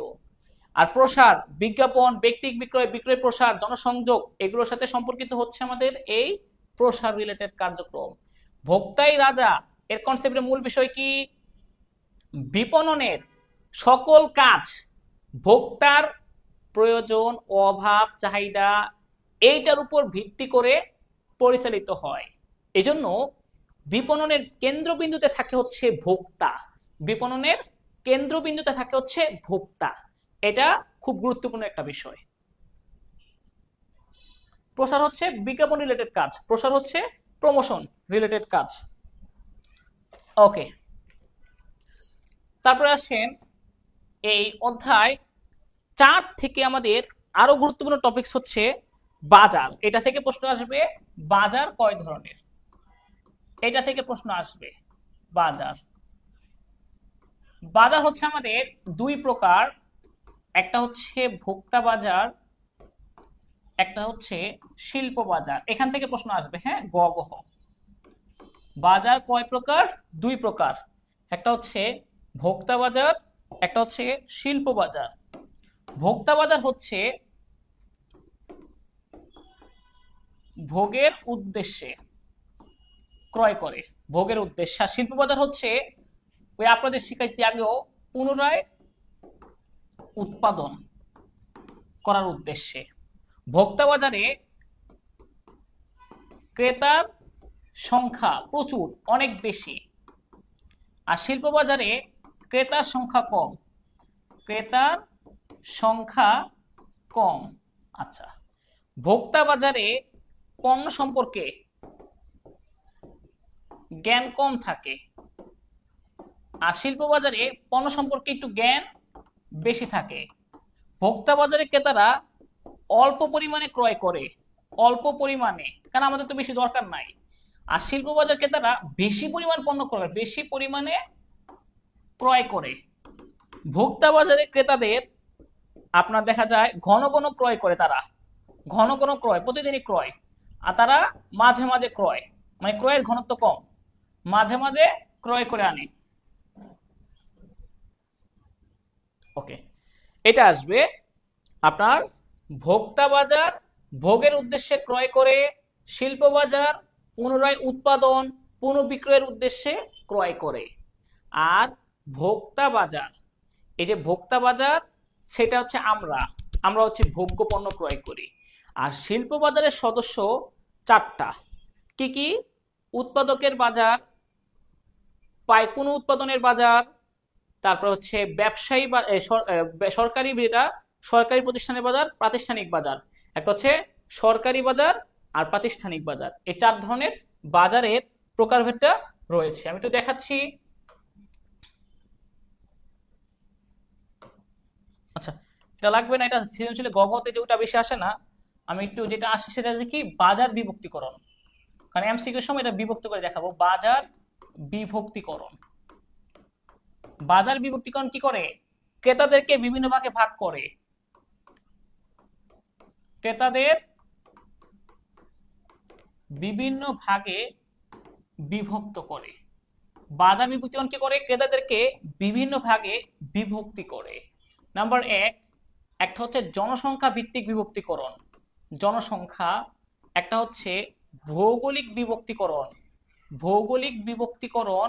একটা হচ্ছে আপনার মনস্তাত্ত্বিক বিভক্তিকরণ, মনস্তাত্ত্বিক বিভক্তিকরণ। আরেকটা হচ্ছে আমাদের মনস্তাত্ত্বিক, এবং সর্বশেষ যেটা থাকবে সেটা হচ্ছে আমাদের আচরণিক বিভক্তিকরণ। এই 4টা। এবং ভৌগোলিক, এই দেখেন, জনসংখ্যা ভিত্তিক বিভক্তিকরণ হচ্ছে বয়স, তার বয়স কত, তার পেশা কি, তার আয় কত, তার পরিবারের আয়তন, পরিবারের আয়তন এইটুকু কত, তার পেশা, বয়স, তারপর হচ্ছে বর্ণ কি, তার শিক্ষা। এগুলো হচ্ছে আমাদের জনসংখ্যা ভিত্তিক, এই অনুযায়ী বিভক্তি করা। অর্থাৎ তার বয়স অনুযায়ী তাকে বিভক্তি করবেন, তার ইনকাম অনুযায়ী তাকে বিভক্ত করবেন, তার পেশা অনুযায়ী তাকে বিভক্ত করবেন। সেগুলো হচ্ছে জনসংখ্যা ভিত্তিক। আর ভৌগোলিক বিভক্তিকরণ হচ্ছে, যেমন হচ্ছে আপনার জলবায়ু অনুযায়ী বিভক্তি করলেন, জলবায়ু অনুযায়ী বিভক্তি করলেন। এরকম হইতে পারে তার গ্রাম অঞ্চল নাকি শহর, এই অনুযায়ী তাকে বিভক্ত করলেন। এগুলো হচ্ছে আমাদের ভৌগোলিক বিভক্তিকরণ, জলবায়ু ভিত্তিক, গ্রাম শহর ভিত্তিক, আর ঘনত্ব ভিত্তিক, এই তিনটা। আর মনস্তাত্ত্বিক বিভক্তিকরণ হচ্ছে তিনটা। এখান থেকে এমসিকিউ তো আসেই। তিনটা জিনিস: ব্যক্তিত্ব, জীবন ধাঁচ পদ্ধতি। এখানে তিনটা বিষয় থাকবে: সামাজিক শ্রেণী, ব্যক্তিত্ব আর জীবন ধাঁচ পদ্ধতি। এই তিনটা সামাজিক শ্রেণী, এটা মুখস্থ রাখেন, এখান থেকে প্রশ্ন আসে। আর আচরণিক বিভক্তিকরণ হচ্ছে উপলক্ষ, যেমন ঈদ পূজা উপলক্ষে পণ্য ক্রয় করে, পণ্যের ব্যবহারের হার, ব্যবহারের হার, পণ্যের প্রতি মনোভাব, এগুলো থেকে প্রশ্ন আসবে। পণ্যের প্রতি মনোভাব এবং আনুগত্য, মর্যাদা, এগুলোর সাথে। একটু কষ্ট করে আমি বলি বিষয়টা। বাজার বিভক্তিকরণ, বাজার বিভক্তিকরণ হচ্ছে বাজারটাকে, পুরো বাজারটাকে বিভিন্ন ভাগে ভাগ করা।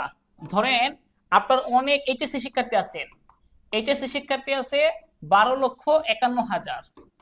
তো এইগুলারে আমি তো আলাদা করতে পারি, এগুলাকে আমি আলাদা করতে পারি কি? ভৌগোলিক বিভক্তিকরণ। ভৌগোলিক, যেমন ঢাকা শহর কেন্দ্রিক যারা থাকে, চট্টগ্রামে যারা থাকে, এগুলো হচ্ছে আমাদের ভৌগোলিক বিভক্তিকরণ। রাজশাহীতে যারা থাকে, এটা হচ্ছে ভৌগোলিক বিভক্তিকরণ। আবার আমি এটা করতে পারি হচ্ছে জনসংখ্যা ভিত্তিক বিভক্তিকরণ। জনসংখ্যা, যেমন তাদের শিক্ষার যোগ্যতা সবার সমান, তাদের বয়স একটু কম বেশি আছে, তারপর আমি তাদেরকে পেশা, তাদের কার কি পেশা, এই অনুযায়ী আলাদা করতে পারি। এগুলো হচ্ছে জনসংখ্যা ভিত্তিক। তারপর হচ্ছে মনস্তাত্ত্বিক। মনস্তাত্ত্বিক, এটা সাইকোলজিক্যাল বিষয়টা। যেমন হচ্ছে কারো বাজার বিভক্তিকরণের আমাদের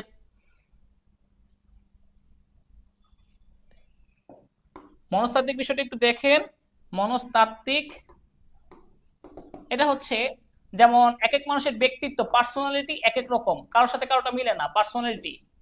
আর সামাজিক শ্রেণী, কেউ উঁচু বংশের সামাজিক শ্রেণী, কেউ মধ্য, কেউ নিম্ন শ্রেণীর, বা কেউ একটু টাকা পয়সা বেশি আছে, কারো মধ্য, কারো নিম্ন শ্রেণীর। একটা হচ্ছে জীবন ধাঁচ পদ্ধতি, সামাজিক শ্রেণী, আর জীবন ধাঁচ পদ্ধতি, এই তিনটা মনে রাখবেন এইচএসসি শিক্ষার্থীদের মধ্যে। আরেকটা হতে পারে কি? আচরণিক। এক একজনের বিহেভিয়ার এক এক রকম। কেউ হচ্ছে পণ্য কেনার ক্ষেত্রে আনুগত্য, কেউ মর্যাদা বেশি কারো থাকে, ব্যবহারের হার, কেউ ব্যবহার একটু বেশি করে, কেউ ব্যবহার একটু কম করে। আবার হচ্ছে তাদের উপলক্ষ, যেমন ঈদ পূজা উপলক্ষে পণ্য ক্রয় করে। এগুলো হচ্ছে আমাদের এই আচরণিক বিভক্তিকরণ। এই চারটা থেকে প্রশ্ন আসবে 100%, মিস হবে না কোনো। এই যে ভৌগোলিক, মানে ভৌগোলিক, জনসংখ্যা ভিত্তিক, মনস্তাত্ত্বিক, আচরণিক যে বিভক্তিকরণ চারটা আছে, 100% এখান থেকে প্রশ্ন থাকবে, এটা মিস হবে না। আবারও বলছি, এইখান থেকে প্রশ্ন আসা মিস হবে না। আচ্ছা, এরপর যদি বলেন স্যার এই অধ্যায় থেকে কোথা থেকে প্রশ্ন আসবে? বাজার বিভক্তিকরণের 5টি ভিত্তি শর্ত। বাজার বিভক্তিকরণের 5টি শর্ত, এটা মুখস্থ করতে হবে। যেমন হচ্ছে পরিমাপযোগ্য,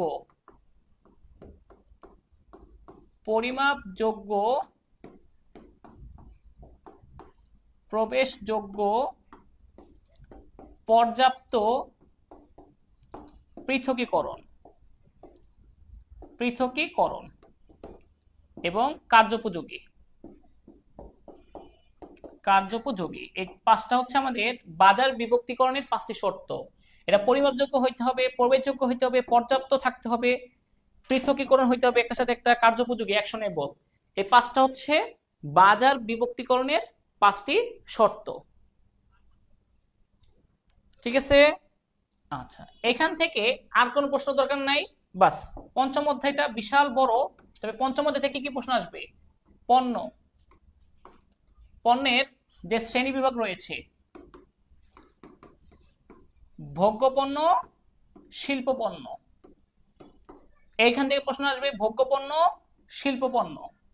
তো ভোগ্য যে পণ্যটা আছে, ভোগের উদ্দেশ্যে আমরা পণ্য ক্রয় করি, এখানে ক্রেতার সংখ্যা বেশি, পণ্য সম্পর্কে ধারণা কম থাকে, এবং আগের মতোই শিল্প পণ্যের ক্ষেত্রে তারা হচ্ছে মূলধন জাতীয় পণ্যগুলো, তারপর হচ্ছে মূলধন জাতীয় কাঁচামাল এবং হচ্ছে দ্রব্যগুলো।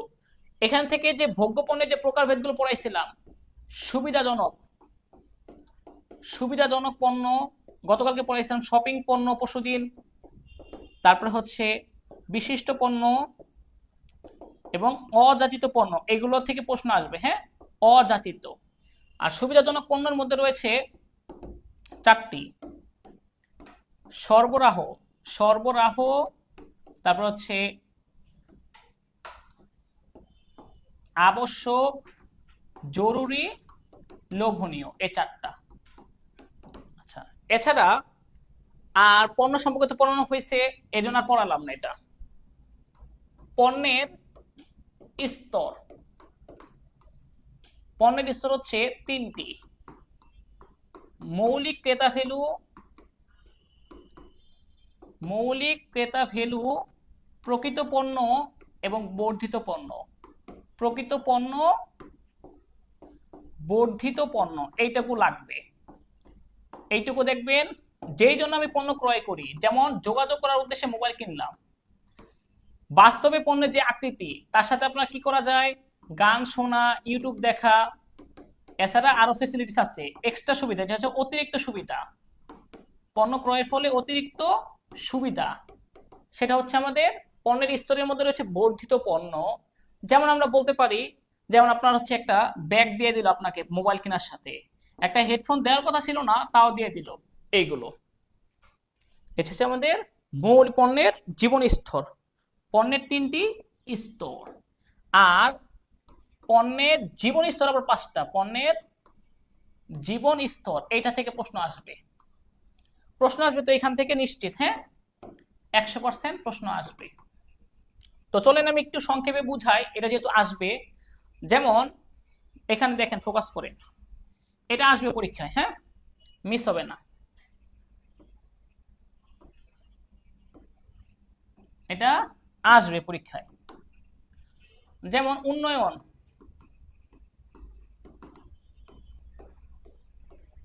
সূচনা, প্রবৃদ্ধি, পূর্ণতা, পতন, এই পাঁচটা স্তর। তার মধ্যে দেখেন একটু কষ্ট করে, উন্নয়ন স্তরে কোনো বিক্রি হয় না, এখানে শুধু গবেষণা করা হয়, এখানে কোনো বিক্রয় হয় না, এখানে কোনো বিক্রয় হয় না। সূচনা স্তরে বিক্রয় শুরু হয়। বিক্রয় শুরু হয় কোন স্তরে? সূচনা স্তরে। আর প্রবৃদ্ধি স্তরে দ্রুত বিক্রয় হয়। আবারও বলছি, দ্রুত বিক্রয়, দ্রুত মুনাফা। আর পূর্ণতা স্তরে সর্বোচ্চ বিক্রয়, এবং এখানে প্রতিযোগী অনেক বেশি থাকে। পতন স্তরে বিক্রয় দ্রুত হ্রাস পায়, বিক্রয় হ্রাস পায়, পণ্য হারিয়ে যায় এবং ক্ষতি হয়। দেখেন এই যেটা দেখেন মুনাফার একটা হচ্ছে বিক্রয় রেখা দেখাই। এই হচ্ছে আমাদের বিক্রয় রেখা। বিক্রয় শুরু হয়, দ্রুত বিক্রি হয়, সর্বোচ্চ বিক্রয় হয়, তারপর বিক্রয় কমতে থাকে, এক সময় হারিয়ে যায়। এখানে বিক্রয় শুরু হয়, আর এখানে আমাদের দ্রুত বিক্রয় হয়, ভাইরাল হয়ে যায়, সর্বোচ্চ বিক্রয় হয়, তারপরে পণ্যটা কমতে থাকে। এইটা দেখেন মুনাফা রেখাটা। প্রথমে প্রচুর খরচ করব, আমি খরচ করব, মুনাফা রেখা অল্প একটু পাবো, পরে দেখা যায় দ্রুত মুনাফা পাবো, সর্বোচ্চ মুনাফা পাবো, আবার কমতে কমতে ক্ষতি হয়ে যাবে। এই হচ্ছে আমাদের মুনাফা রেখা, এটা হচ্ছে আমাদের মুনাফা রেখা। এবার একটু সহজ করে একটু বুঝাই বিষয়টা, একটু দেখেন। উন্নয়ন স্তর হচ্ছে যখন একটা সন্তান গর্ভে থাকে, এখনো তার জন্ম হয় নাই, এটা হচ্ছে আমাদের উন্নয়ন স্তর। ওই সময় কি হয়, সে বাড়তে থাকে, বড় হতে থাকে, এবং ঠিক একইভাবে বাস্তবে পণ্যটা বাজারে আসার আগে পণ্যটার আকার আকৃতি কেমন হবে, পণ্যটা বাজারে চলবে কিনা, পণ্যটা ক্রেতারা কিনতে পারে কিনা, পণ্যটা কেমন ডিজাইনের হবে, পণ্যটার রুচি কেমন হবে, এগুলো নিয়ে গবেষণা করা হয়। পণ্যটা বিক্রি হয় না। সূচনা, ওকে, একটা সন্তান যেমন জন্মগ্রহণ করে, ঠিক একইভাবে যেই দিন পণ্যটা বাজারে প্রথমবার এসে বিক্রি শুরু হয়, সেটা হচ্ছে আমাদের সূচনা স্তরে। বিক্রয় শুরু হয় কোন স্তরে? সূচনা স্তরে। এই স্তরে কোনো প্রতিযোগী থাকে না বলা যায়, কারণ পণ্য তো মাত্র আসছে, মাত্র ইন্ট্রোডাকশন হয়েছে। এই জন্য এখানে একটু কি করতে হয় জানেন? একটু বিজ্ঞাপন দেওয়া লাগে। এখানে একটু বিজ্ঞাপন দিতে হয় যেন পণ্যটা সম্পর্কে সবাই জানে। আচ্ছা, প্রবৃদ্ধি হচ্ছে একটা ভাইরাল হয়ে যায়, পণ্যটা ভাইরাল হয়ে যায়। যেমন টিফিন বিস্কিট যখন ভাইরাল হয়ে গেছে, সবাই কিনছে, সবাই খেয়েছে, এটা হচ্ছে প্রবৃদ্ধি স্তর। দ্রুত বিক্রি হয়, দ্রুত মুনাফা হয়, এটা হচ্ছে প্রবৃদ্ধি। যেমন আমরা যখন আমাদের 15 থেকে 20 বছর বয়সে খুব বাড়ন্ত থাকে, সবাই দ্রুত বাড়তে থাকে, তার মানসিক, তার শারীরিক, আচরণগত পরিবর্তন লক্ষ্য করা যায়, সেটা হচ্ছে প্রবৃদ্ধি স্তরে। আর পূর্ণতা স্তরে কি? সর্বোচ্চ বিক্রয় হয়, সর্বোচ্চ মুনাফা হয়, তারপর আস্তে আস্তে কমতে থাকে। সর্বোচ্চ বিক্রয়, সর্বোচ্চ মুনাফা, সেটা হচ্ছে পূর্ণতা স্তরে। এখানে প্রতিযোগী অনেক বেশি থাকে, পণ্যের মধ্যে কিছু পরিবর্তন আনতে হয় এই পূর্ণতা স্তরে। না হলে তো কম্পিটিটিভ যারা আছে তারা তো, আমাদের কম্পিটিটররা পণ্যটাকে নকল করে ফেলবে। আর পতন স্তর কি? বিক্রয় হ্রাস পায়, এই দেখা গেছে বাজারে চলতে পারতেছে না, পণ্যটা মার্কেট শেয়ার হারিয়ে ফেলে। যেমন হচ্ছে এক সময় মানুষের মৃত্যু হয়ে যাবে, যেমন 35-40 বছরের পরে কি মানুষের আস্তে আস্তে সক্ষমতা নিচে দিকে থাকতে থাকে, এক সময় 50-60-70 বছর পরে তার মৃত্যু হয়ে যায়। এটা হচ্ছে পতন স্তর। তার মানে বিক্রয় অস্বাভাবিক হারে হ্রাস পায় এই পতন স্তরে, এবং মুনাফাটা তখন ক্ষতির দিকে চলে যায়। ক্লিয়ার? এখান থেকে প্রশ্ন আসবে 100%। হ্যাঁ, একটা প্রশ্ন এখান থেকে থাকবে, এখান থেকে একটা সিকিউ থাকবেই।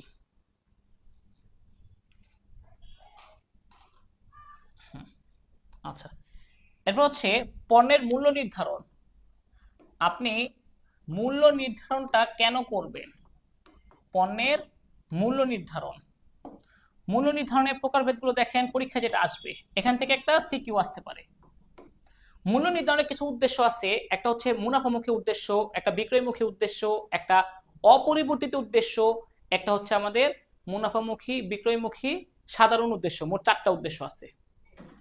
একটা হচ্ছে আমাদের ব্যয় ভিত্তিক মূল্য নির্ধারণ, ব্যয় ভিত্তিক। যেমন হচ্ছে ব্যয়যোগ মূল্য নির্ধারণ। এটা কিরকম? ধরেন আপনার পণ্য উৎপাদন করতে, পণ্য তৈরি করতে ব্যয় হয়েছে 60 টাকা, তার সাথে আপনি উৎপাদনের সাথে মুনাফা যোগ করছেন 3 টাকা, আর বিক্রয় মূল্য ধার্য করলেন 10 টাকা। এটা হচ্ছে আমাদের ব্যয়যোগ মূল্য নির্ধারণ। ব্যয়ের সাথে মুনাফা যোগ করে মূল্য নির্ধারণ করলেন। এছাড়া আরেকটা আছে ভারসাম্য মূল্য নির্ধারণ। ভারসাম্য, ব্যয়ের সাথে না, ব্যয় ভিত্তিকের মধ্যে একটা রয়েছে ভারসাম্য মূল্য নির্ধারণ, ব্যয় ভিত্তিকের মধ্যেই ভারসাম্য। এটা একটা সূত্র আছে, উপরে স্থায়ী ব্যয়, উপরে স্থায়ী ব্যয়, নিচে একক প্রতি বিক্রয় মূল্য, অঙ্ক আছে তো দেখাবো, মাইনাস একক প্রতি পরিবর্তনশীল ব্যয়। মানে এইখানে আপনি বের করবেন হচ্ছে break even point. Break even point, কতটুকু পণ্য বিক্রি করলে আপনার প্রতিষ্ঠানের মোট আয় মোট ব্যয় সমান হবে, এটা বের করা হচ্ছে ব্যয় ভিত্তিক মূল্য নির্ধারণ পদ্ধতি।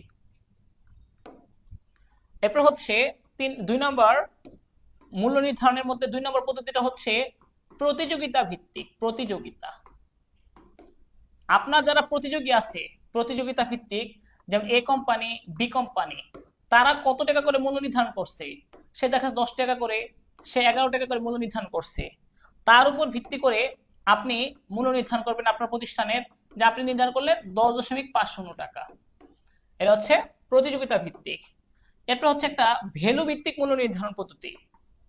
ভ্যালু, এটা কিরকম? ভ্যালু ভিত্তিক মূল্য নির্ধারণটা হচ্ছে আপনি গুলিস্থানের দেখবেন আপনার মাইন্ডসেট সেখানে পণ্যের দাম কম, আর আপনার গুলশানে গেলে আপনার মনে হবে সেক্ষেত্রে পণ্যের দাম বেশি, পণ্যের দাম বেশি। এই যে কাস্টমাররা পণ্যটাকে মূল্যায়ন করতেছে কিভাবে, গুলশানের পণ্যের দাম বেশি, গুলিস্তানের পণ্যের দাম কম। এই যে কাস্টমারের একটা চিন্তা, উচ্চ ধারণা, নিম্ন ধারণা, এই অনুযায়ী পণ্যের মূল্য নির্ধারণ করা হচ্ছে আমাদের ভ্যালু ভিত্তিক মূল্য নির্ধারণ, এটা আসে। এরপরে আসতে পারে আপনার চাহিদা ভিত্তিক। চাহিদা ভিত্তিক। চাহিদা যখন বেশি দাম তখন বেশি, চাহিদা যখন কম দামটাও থাকবে কম। যেমন রমজান মাসে মুড়ি এর দাম চাহিদা বেশি দাম বেশি, চাহিদা যখন কম থাকে দাম তখন কম। লেবু 80 টাকা হালি হয়ে যায়। এরপর হচ্ছে অন্যান্য, ওইটা লাগবে না, যে নিয়ন্ত্রণাধীন, আরেকটা হচ্ছে আলোচনা সাপেক্ষে।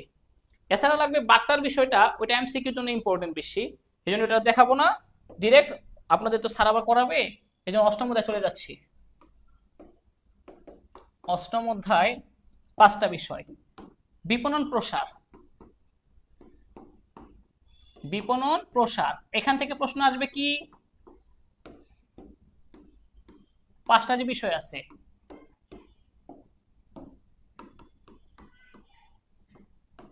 বিজ্ঞাপন,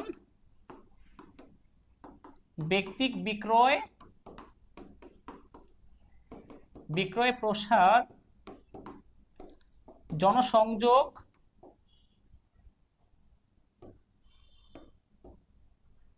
জনসংযোগ এবং প্রত্যক্ষ বিপণন, প্রত্যক্ষ বিপণন, এই 5টা। তা বিজ্ঞাপনের বিষয়টা কি, বিজ্ঞাপনের বিষয়টা হচ্ছে আপনার এইগুলো, এই 5টা বিষয় হচ্ছে আমাদের বিক্রয় প্রসার। একটা একটা করে বোঝাচ্ছি। যেমন হচ্ছে বিজ্ঞাপন, এটা হচ্ছে অর্থ প্রদত্ত মাধ্যম। বিজ্ঞাপন হচ্ছে অর্থ প্রদত্ত মাধ্যম। বিজ্ঞাপন হচ্ছে একমুখী কমিউনিকেশন। বিজ্ঞাপন হচ্ছে এটা নৈর্ব্যক্তিক উপস্থাপন, কোনো ব্যক্তি থাকে না, নৈর্ব্যক্তিক উপস্থাপন, নৈর্ব্যক্তিক উপস্থাপন। বিজ্ঞাপন হচ্ছে আপনার নির্দিষ্ট উদ্যোক্তা কর্তৃক করা হয়, নির্দিষ্ট উদ্যোক্তা। আর এই বিজ্ঞাপনের উদ্দেশ্য কি, জনগণকে জাগানো, জনগণকে পণ্য সম্পর্কে জানানো। আপনি জনগণকে পণ্য সম্পর্কে জানাবেন, বিজ্ঞাপন। বিজ্ঞাপনের উদ্দেশ্য এটা অবশ্যই অর্থ প্রদত্ত মাধ্যম। আর যদি অর্থ প্রদত্ত হয়, অর্থ প্রদত্ত ব্যতীত, অর্থ প্রদত্ত ব্যতীত, তাহলে সেটা হয়ে যাবে প্রচার। তাহলে সেটা কি হবে, প্রচার। কোনো অর্থ প্রদত্ত ছাড়া আপনার বিজ্ঞাপন দেওয়ার কাজগুলো হচ্ছে প্রচার, মানুষের মুখে মুখে হয়। এটা হচ্ছে মানুষের মুখে মুখে, এটা হচ্ছে মানুষের মুখে মুখে প্রচারিত হয়, সেটা হচ্ছে আমাদের এই প্রচার রিলেটেড কাজ। বিজ্ঞাপন হচ্ছে অর্থ প্রদত্ত মাধ্যম, প্রচার হচ্ছে অর্থ প্রদত্ত ব্যতীত। কোনো অর্থ দিবেন না, সে আপনার প্রমোশন করে দিবে আপনার প্রতিষ্ঠান সম্পর্কে, সেটা হচ্ছে প্রচার। আপনি তাকে 2000 টাকা দিলেন, সে বিজ্ঞাপন রিলেটেড কাজ করতেছে, সেটা হচ্ছে বিজ্ঞাপন। তাহলে বিজ্ঞাপন আর প্রচারের মধ্যে পার্থক্যটা এটা, একটা অর্থ প্রদত্ত মাধ্যম, একটা অর্থ প্রদত্ত ছাড়া। একটা মানুষের মুখে মুখে প্রচারিত হয়, আর একটা আপনি টাকা দিয়ে পেইড প্রমোশন করছেন। এটা হচ্ছে আমাদের জ্ঞানগত উপযোগ সৃষ্টি করে। এরপরে আসেন বিক্রয় প্রসার, এটা আসবে বিক্রয় প্রসার। এটা আসে কি, এটা হচ্ছে স্বল্পকালীন বিক্রয় বৃদ্ধির বাড়ানোর প্রচেষ্টা। স্বল্পকালীন বিক্রয় বৃদ্ধির প্রচেষ্টা, এটা আসবে পরীক্ষায়। স্বল্পকালীন বিক্রয় বৃদ্ধির প্রচেষ্টা, যেমন হচ্ছে বিশাল মূল্য ছাড়, বিশাল মূল্য ছাড়। নমুনা বিতরণ, পণ্যের নমুনা বিতরণ। তারপর হচ্ছে একটি কিনলে একটি ফ্রি, একটি কিনলে একটি ফ্রি অফার দেওয়া যায়। তারপর হচ্ছে এই স্বল্প বিক্রয় প্রসার নমুনা বিতরণ, এটা লাগে, এই নমুনা বিতরণ তো দিচ্ছি। এগুলো হচ্ছে আমাদের বিক্রয় প্রসার রিলেটেড কার্যক্রম। নমুনা বিতরণ, বিশাল মূল্য ছাড়, একটি কিনলে একটি ফ্রি, আরো অনেক ধরনের স্বল্পমেয়াদী উদ্দীপনামূলক কার্যক্রম। এটা হচ্ছে স্বল্প সময়ে অনিয়মিত একটা প্রক্রিয়া, আপনার প্রতিষ্ঠান বিক্রয় বাড়াবেন। যেন বলে না 20% ছাড়, এটাও আসবে যে 20%, 50% ছাড় দেওয়ার বিষয়গুলো এগুলো আসে। বিক্রয় প্রসার এটা হচ্ছে একটা অনিয়মিত প্রক্রিয়া, অনিয়মিত, সব সময় না, এটা হচ্ছে অনিয়মিত একটা প্রক্রিয়া। এটাও একমুখী যোগাযোগ, একমুখী যোগাযোগ। তো বাকি তিনটা আমি একটু বলে দিচ্ছি। এক গুরুত্বপূর্ণ একটা পড়ার বাকি আছে, সেটা হচ্ছে আমাদের বিজ্ঞাপনের মাধ্যম। বিজ্ঞাপনের মাধ্যম এটা একটা গুরুত্বপূর্ণ টপিকস, এটা আসবে। যেমন বিজ্ঞাপনের মাধ্যমগুলো কি কি আছে একটু দেখেন কষ্ট করে। বিজ্ঞাপনের মাধ্যম হচ্ছে টেলিভিশন, সবচেয়ে জনপ্রিয়, টেলিভিশন হচ্ছে সবচেয়ে জনপ্রিয় কার্যকরী মাধ্যম, জনপ্রিয় কার্যকরী। তারপরে হচ্ছে আমাদের ইন্টারনেট, বিজ্ঞাপনের সবচেয়ে আধুনিক মাধ্যম, বিজ্ঞাপনের সবচেয়ে আধুনিক মাধ্যম ইন্টারনেট, টেলিভিশন। এই বিজ্ঞাপনের আরো মাধ্যমগুলোর মধ্যে রয়েছে যেমন শুধু শিক্ষিত লোকের জন্য সংবাদপত্র, প্রাচীন প্লাস শিক্ষিত, এটা হচ্ছে প্রাচীন একটা মাধ্যম শুধুমাত্র শিক্ষিত লোকের জন্য। যেসব লোকেরা শিক্ষিত শুধু তারা এটা দেখতে পারবে, সবাই পারবে না। এছাড়া এই ট্রানজিট বিজ্ঞাপনটা খুব জনপ্রিয়।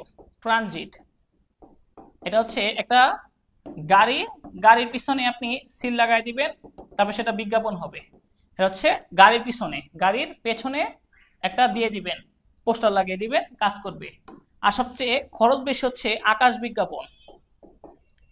আকাশ বিজ্ঞাপন সেটা হচ্ছে ব্যয়বহুল।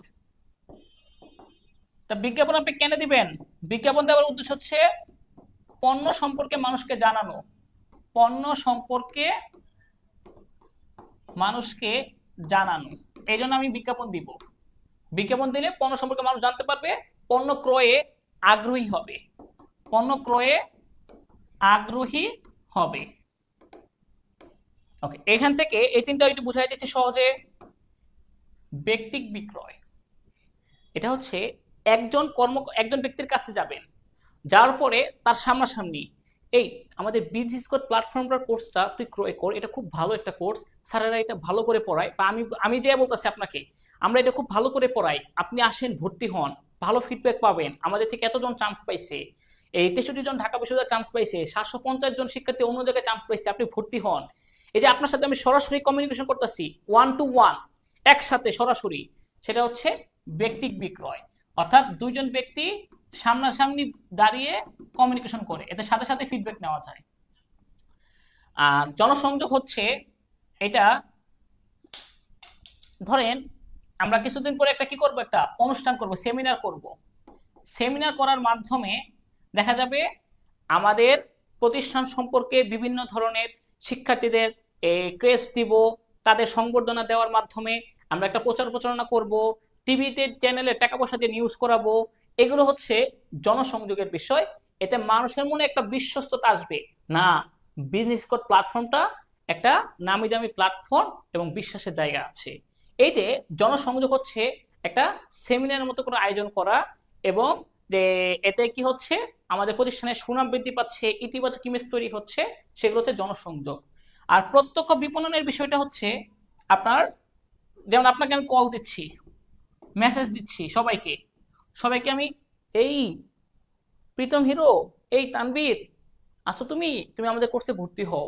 এইগুলো হচ্ছে প্রত্যক্ষ বিপণন, সবার সাথে সরাসরি কমিউনিকেশন করে, টেলিকমিউনিকেশন করে বিজ্ঞাপন করা। টেলি মার্কেটিংটা এটা অনেকটা জনপ্রিয়। তার মানে বিজ্ঞাপন হচ্ছে অর্থ প্রদত্ত মাধ্যম, আর ব্যক্তিক বিক্রয় হচ্ছে একসাথে সরাসরি কথা বলা। বিক্রয় প্রসার হচ্ছে স্বল্পমেয়াদী বিক্রয় বাড়ানোর একটা প্রচেষ্টা, লোভ দেখানো, যেমন কুপন প্রদান করে এরকম। জনসংযোগ হচ্ছে বিভিন্ন সেমিনার, তারপর হচ্ছে বিভিন্ন ধরনের অনুষ্ঠান আয়োজন করে মানুষের মধ্যে প্রচারণ করা, এতে প্রতিষ্ঠান সম্পর্কে ইতিবাচক ধারণা তৈরি হওয়া। প্রত্যক্ষ বিপণন হচ্ছে সবার সাথে সরাসরি মোবাইলে টেলিকমিউনিকেশন করা। এই হচ্ছে আমাদের অষ্টম অধ্যায় থেকে আসবে প্রশ্ন, এখান থেকে বিপণন প্রসারের এইখান থেকে অষ্টম অধ্যায় থেকে প্রশ্ন আসবে। এগুলো পড়লেই হয়ে যাবে নিশ্চিত। আর লাস্টে যদি একটা দেখেন গ্রিন মার্কেটিং, আর লাগবে না কিছু। গ্রিন মার্কেটিং এটা মাঝে মধ্যে আসে পড়ে। গ্রিন মার্কেটিং অর্থাৎ 1970 সালের দিকে যে আসছিল, যে reuse, reduce, recycle, reduce, recycle, মানে আপনার প্রতিষ্ঠানের পণ্য মানে পরিবেশ রক্ষার বিষয়টা, পরিবেশ রক্ষা করার চেষ্টা করবেন। আর লাগবে না। গ্রিন মার্কেটিং এর বিষয় হচ্ছে আপনার পণ্য যেন পরিবেশের জন্য হুমকি স্বরূপ না হয়, পরিবেশের জন্য যেন সেটা ইতিবাচক ধারণা নিয়ে আসে। এই হচ্ছে টোটাল বিপণনের 5টি অধ্যায়। যদি আমি একবারে সামারি করে দেই পুরা বিষয়টা, দেখেন 1 মিনিট আমি করে দিচ্ছি। প্রথম অধ্যায় বিপণন এর ধারণার বিষয়টা। এখান থেকে প্রশ্ন আসবে বিপণন কাকে বলে, যে ক্রেতা সন্তুষ্টি অর্জনের মাধ্যমে আপনি তার সাথে দীর্ঘমেয়াদী একটা সম্পর্ক সৃষ্টি করবেন এবং প্রতিষ্ঠানের মুনাফা অর্জনের পাশাপাশি ক্রেতা সন্তুষ্টির বিষয়টাকে গুরুত্ব দিয়ে দেখবেন, যেটা হচ্ছে মার্কেটিং এ বিপণন কাকে বলে।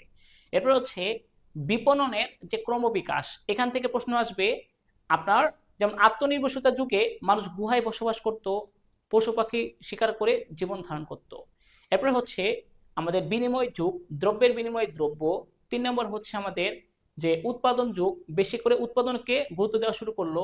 এরপরে হচ্ছে আমাদের বিক্রয় যুগ, যেখানে আপনার হচ্ছে বিক্রয় রিলেটেড কার্যক্রমের জন্য বেশি বেশি করে প্রসার রিলেটেড করতো কাজ, প্রসার বিক্রয় বাড়ানোর জন্য প্রসার রিলেটেড কাজ করতো, বিজ্ঞাপন দিত। এরপরে হচ্ছে আপনার বিপণন যুগ, যেখানে ক্রেতার বিষয়টা, ক্রেতার প্রয়োজন অভাবটাকে গুরুত্ব দিয়েছে। এরপরে আমাদের যে 6 নম্বর আছে যে সামাজিক বিপণন যুগ, এখানে হচ্ছে আমাদের যে সমাজটাকে, পরিবেশ রক্ষাটাকে, বিষয়টাকে গুরুত্ব দিয়েছে। এরপর হচ্ছে আমাদের 7 নম্বর যে আমাদের সম্পর্ক ভিত্তিক বিপণন যুগ, কাস্টমারের সাথে দীর্ঘমেয়াদী ক্রেতা সম্পর্ক সৃষ্টি করার বিষয়টা।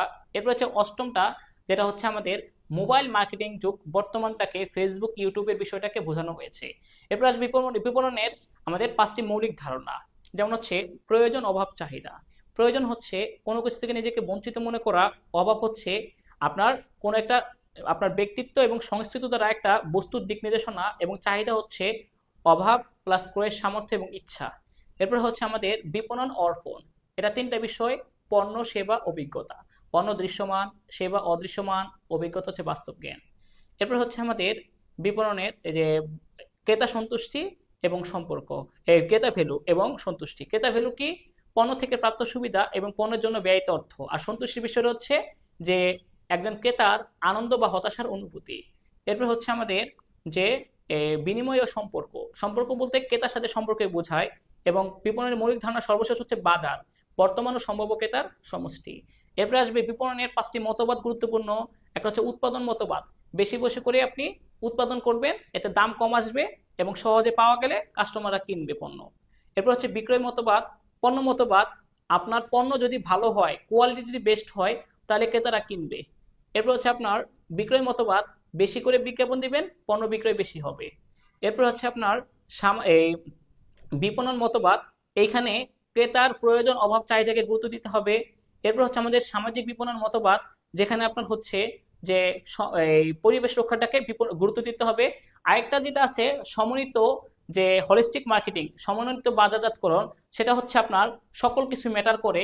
সেক্ষেত্রে ক্রেতার সাথে সম্পর্ক, তারপরে হচ্ছে এই সমন্বিত বাজারজাতকরণের বিষয়টা, তারপর হচ্ছে অভ্যন্তরীণ বাজারজাতকরণ, তারপর হচ্ছে ইন্টার অভ্যন্তরীণ এই রিলেশনশিপ, সম্পর্কভিত্তিক বাজারজাতকরণ বিষয়গুলোকে একসাথে প্রকাশ করে।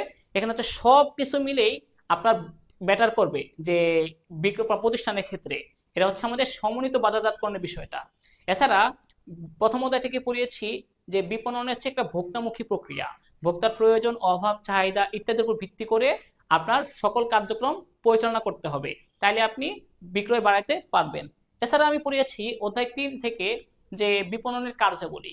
বিপণনের কার্যাবলী রয়েছে যে আমাদের উৎপাদন পূর্ব, উৎপাদনকালীন, উৎপাদন পরবর্তী। তার মধ্যে আমাদের বিপণন কার্যাবলীর যে উপযোগগুলো আছে, যেমন বিশেষ করে ক্রয় বিক্রয় সত্যগত উপযোগ সৃষ্টি করে, তারপরে হচ্ছে গুদামজাতকরণ সময়গত, তারপর হচ্ছে পরিবহন স্থানগত, তারপর হচ্ছে মৌলিকীকরণ পণ্যকে নষ্ট থেকে রক্ষা করে, পণ্যকে আকর্ষণীয় করে, ব্যাংকিং অর্থগত উপযোগ সৃষ্টি করে, বীমা ঝুঁকিগত উপযোগ সৃষ্টি করে, প্রমিতকরণ পর্যায়িতকরণের পার্থক্য দেখাইছি যেটা মানগত উপযোগ সৃষ্টি করে, তারপর হচ্ছে বিজ্ঞাপন তথ্যগত উপযোগ সৃষ্টি করে। এছাড়া হচ্ছে বিক্রয়োত্তর সেবা, পণ্য বিক্রয়ের পরেও কাস্টমারকে সেবা দেওয়ার বিষয়টা বিক্রয়োত্তর সেবা, গ্যারান্টি, ওয়ারেন্টি, তারপর হচ্ছে বাসায় হোম ডেলিভারি। এরপরে পড়িয়েছি হচ্ছে আপনার বাজার তথ্য সংগ্রহ, বাজার থেকে ক্রেতার চাহিদা, রুচি, প্রতিযোগী এই সম্পর্কে তথ্য সংগ্রহ করতে হবে। এছাড়া প্রমিতকরণ, পর্যায়িতকরণের বিষয়টা বলছি। প্রমিতকরণ আগে করবেন, পর্যায়িতকরণ পরে করবেন।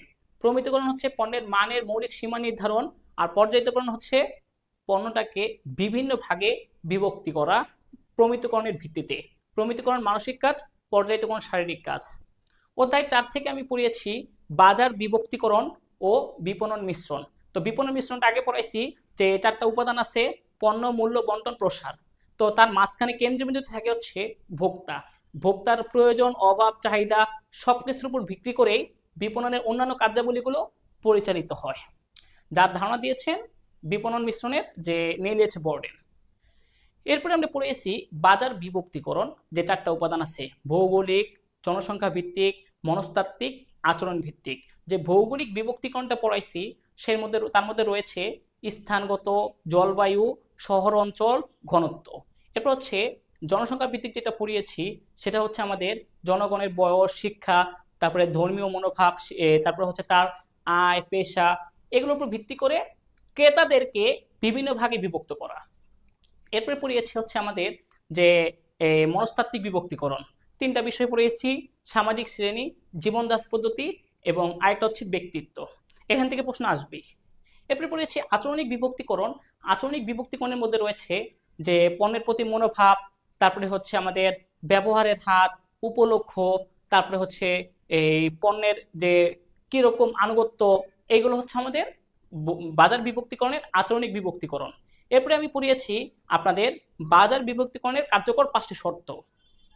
পরিমাপযোগ্য, প্রবেশযোগ্য, পর্যাপ্ত, পৃথকীকরণ, কার্যোপযোগী, এটা লাগবে। শেষ, ভোক্তা বাজার, শিল্প বাজারের পার্থক্য। ভোক্তা বাজারে ভোগের উদ্দেশ্যে ক্রয় করা হয়, শিল্প বাজারে পুনরায় উৎপাদন কাজে ব্যবহার করার জন্য ক্রয় করা হয়।